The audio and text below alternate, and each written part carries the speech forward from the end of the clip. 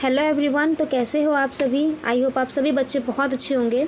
स्वागत है आप सभी लोगों का एक बार फिर से आपके अपने यूट्यूब चैनल फ्री स्टडी पर।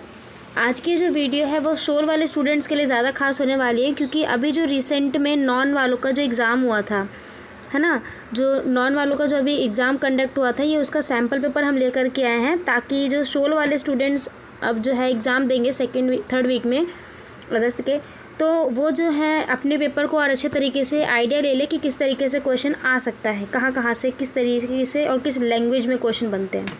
बेसिकली शब्द जो है, शब्द समूह को आपको यहाँ पर समझना है। तो चलो स्टार्ट करते हैं अपने इस वीडियो को और देखते हैं कि कैसे पेपर आया था। ये जो पेपर आया था, ये जो पेपर था वो पॉलिटिकल साइंस का था। ठीक, पॉलिटिकल साइंस का ही था, इंडियन गवर्नमेंट एंड पॉलिटिक्स पर।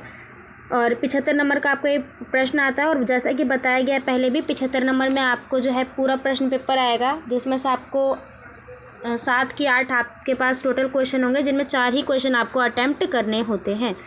यहाँ पर भी आपको साफ साफ बोल दिया गया है कि 4 क्वेश्चन आपको अटैम्प्ट करने हैं।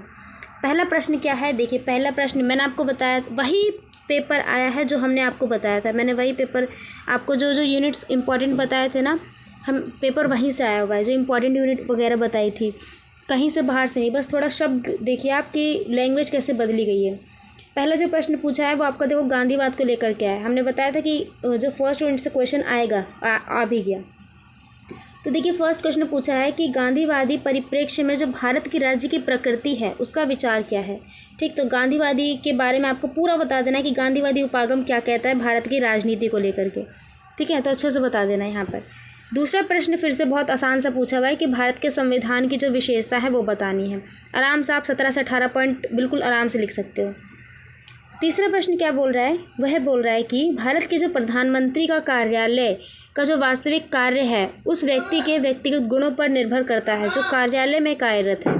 ठीक, ये जो कथन बोला गया है, इसके हिसाब से प्रधानमंत्री क्या करनी है, प्रधानमंत्री की भूमिका का वर्णन करना है। तो प्रधानमंत्री की भूमिका किन किन रूपों में होती है ये आप बता दोगे। चौथा प्रश्न आपसे पूछा गया है, भारत में जो धर्मनिरपेक्षता की एक चुनौती है वो सांप्रदायिकता का कैसे करती है। जो यूनिट 5 का सेकंड चैप्टर था, वहाँ से ये क्वेश्चन आया है और फर्स्ट चैप्टर को इंट्रोड्यूस किया गया है। पांचवा प्रश्न आपसे बोला है कि भारत में जो जाति और राजनीति के जो मध्य में फिर अंतः विवाद, जो अंतः संबंध जो है उसकी चर्चा करनी है।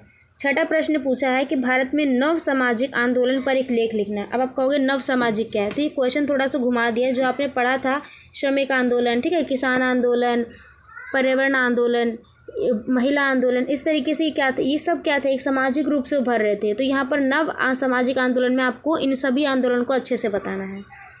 सातवें प्रश्न में आपसे पूछा है, क्या आप इस कथन से सहमत हैं कि भारत की जो बहुदलीय व्यवस्था है वो एक दलीय प्रभुत्व व्यवस्था में बदल रही है। भारत में जो दलीय व्यवस्था की जो बदलती हुई प्रकृति है उसकी आलोचनात्मक समीक्षा करनी है। यानी कि यहाँ पर जो है आपको एक दल के बारे में बताना है कि एक दल की क्या क्या हानि हो सकती है। बहुत आसान से करवाया। अगर आपने हमारे यूट्यूब वगैरह की वीडियो, सिलेबस की वीडियोज़ देख रखी है तो आप आराम से कर सकते हो। बहुत ईजी पेपर था।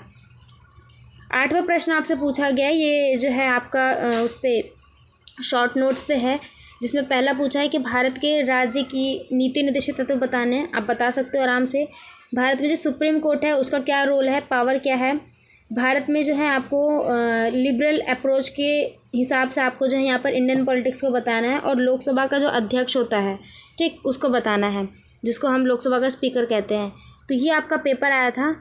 इस तरीके से आप अपने पेपर को बहुत आसान शब्दों में कर सकते हो। आई होप आपको ये वीडियो पसंद आई होगी। तो कमेंट करके ज़रूर बताएं कि आपको कैसा लगा ये पेपर। ठीक, आपको ये पेपर कैसा लगा। अगर आपके एग्ज़ाम में भी यही पेपर आए तो आप कहाँ तक इस पेपर को कर पाओगे। और उसके अलावा इन क्वेश्चंस पेपर की प्रैक्टिस ज़रूर करना। आप लाइक कर दो वीडियो को, कमेंट करके ज़रूर बताओ कि आपको ये पेपर कैसा लगा। और अगर आप हमारे चैनल पर नए हो तो आप हमारे टेलीग्राम ग्रुप को ज़रूर ज्वाइन करो, क्योंकि बहुत अच्छा प्लेटफॉर्म है खुद को डाउट क्लियर करने का।